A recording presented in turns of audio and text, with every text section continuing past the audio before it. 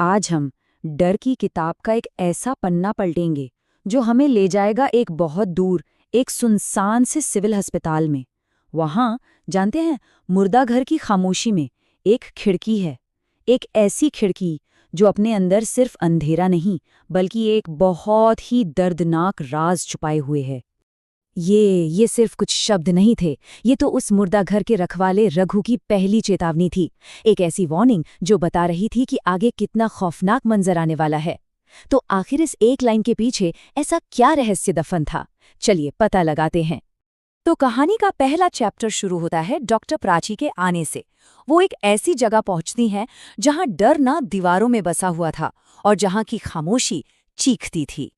मिलिए डॉक्टर प्राची से, एक नई नवेली फोरेंसिक स्पेशलिस्ट। देखिए, किताबी ज्ञान तो उनके पास बहुत था, पर इस मुर्दा घर के दीवारों के पीछे जो अनकही कहानियां थीं, जो लाशों की खामोशी थी, उससे उनका सामना पहली बार हो रहा था।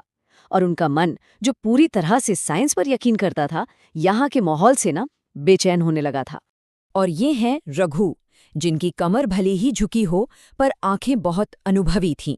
पिछले 30 सालों से वो इस जगह के हर एक राज के गवाह थे, और वो ये अच्छी तरह जानते थे कि इस मुर्दा घर में साइंस से भी बड़े कुछ नियम चलते हैं, और उन नियमों को कभी तोड़ा नहीं जाना चाहिए। और अब मिलिए अजय से, एक हंसता खेलता खुशमिजाज नौजवान। लेकिन बेचारे को इस बात का जरा सा भी अंदाजा नहीं था कि उसकी एक छोटी सी लापरवाही उसे इस कहानी का सबसे दुखद किरदार बनाने वाली है। देखिए, इस खिड़की का जो खौफ था ना, वो कोई नया नहीं था। इसकी नींव तो बहुत पहले रखी जा चुकी थी, एक ऐसे अनसुलझे और भयानक हादसे से जिसके बारे में जानकर रोंगटे खड़े हो जाते। ये कहानी है डॉक्टर जोशी की। आज से 6 साल पहले की बात है। वो भी, आप समझिए, इन अंधविश्वासों को नहीं मानते थे, और बस सिगरेट पीने के लिए उन्होंने वही चौथी खिड़की खोल दी। कुछ ही पल बीते होंगे कि नर्स कविता ने उन्हें देखा। वो सदमे में जमे हुए थे और उनका चेहरा खौफ से एकदम सफेद पड़ चुका था। और फिर ठीक 2 हफ्ते बाद उनकी लाश उसी खिड़की के नीचे मिली। जानते हैं, शरीर पर एक खरोच तक नहीं थी, बस चेहरे पर वही भयानक डर था।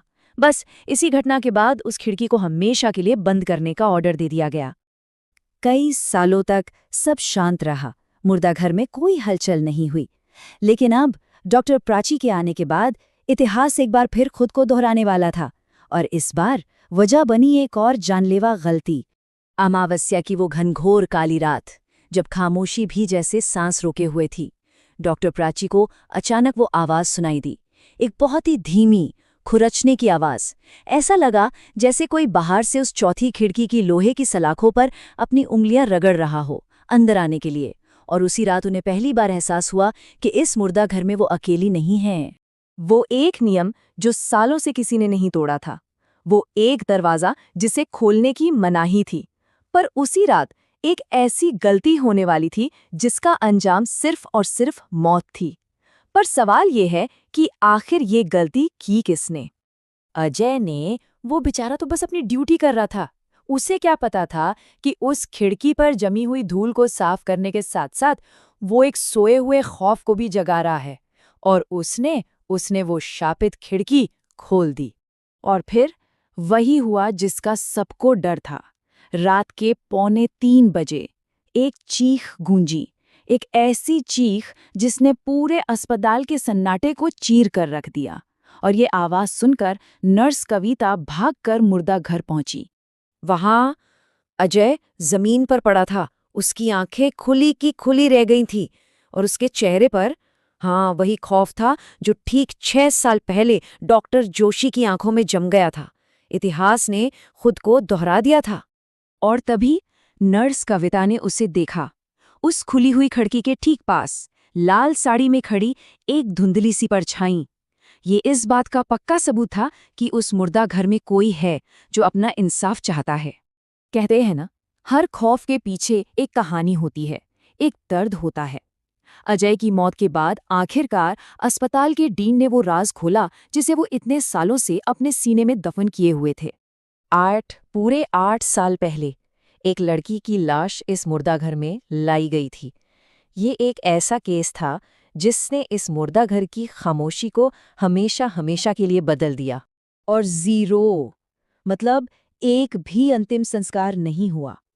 यही वो अधूरापन था, यही वो सबसे बड़ी वजह थी जो उस आत्मा को मुक्ति नहीं दे रही थी। एक अधूरा सफर जो उससे यहीं पर रोके हुए था। उस लड़की का नाम था निधि। उसकी बहुत बेरहमी से हत्या की गई थी और उसका चेहरा इतना बिगाड़ दिया गया था कि उसका अपना परिवार भी उसे पहचान नहीं पाया। उसकी लाश लावारिस हालत में ठीक उसी चौथी खिड़की के नीचे पड़ी रही। मतलब उसे ना तो जीते जी इंसाफ मिला और ना ही मरने के बाद शांति। अब डॉक्टर प्राची ने ठान लिया। उन्होंने तय किया कि वो इस कहानी को इसके अंजाम तक पहुंचाकर ही रहेंगी। उन्होंने उस आत्मा को सिर्फ भगाने का नहीं, बल्कि उसे मुक्ति दिलाने का फैसला किया। अब ये लड़ाई साइंस और अंधविश्वास की नहीं थी। अब ये लड़ाई थी अन्याय और इंसाफ के बीच। तो ये था मुक्ति का रास्ता। देखिए, सबसे पहले एक तांत्रिक को बुलाया गया ताकि निधि की बात को समझा जा सके, और तब निधि की आत्मा ने अपने लिए इंसाफ और अपने अंतिम संस्कार की गुहार लगाई।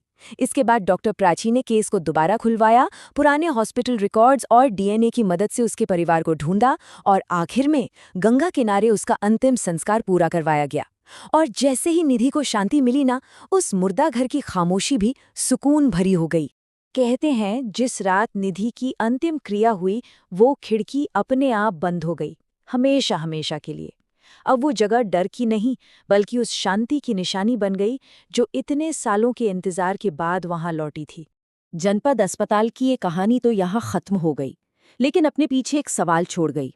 सोचिए जरा, हमारे आसपास न जाने ऐसी कितनी और अनसुनी कहानियां होंगी, और न जाने कितनी आत्माएं आज भी अपने हिस्से के इंसाफ का इंतजार कर रही होंगी।